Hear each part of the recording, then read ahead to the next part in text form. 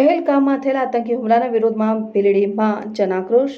ડીસા તાલુકાના ભીલડી ખાતે જમ્મુ અને કાશ્મીરમાં થયેલા આતંકી હુમલાના વિરોધમાં આતંકીઓના પુતળાના દહન કરી પાકિસ્તાન વિરુદ્ધ સૂત્રોચ્ચાર સાથે જનાક્રોશ જોવા મળ્યો, જેમાં ભીલડીમાં આવેલ ગંજ બજાર રોડના નાળા જોડે હિન્દુ સંગઠનો જેમાં RSS, વિશ્વ હિન્દુ પરિષદ, બજરંગ દળ અને હિન્દુ સમાજના આગેવાનોએ એકઠા થઈને આતંકવાદ અને પાકિસ્તાન વિરુદ્ધ સૂત્રોચ્ચાર સાથે આતંકીઓના પુતળાઓનું દહન કરી વિરોધ નોંધાવ્યો હતો અને ભારત સરકારને પણ અપીલ કરી હતી કે ગુનેગારો સામે કડકમાં કડક કાર્યવાહી કરવામાં આવે।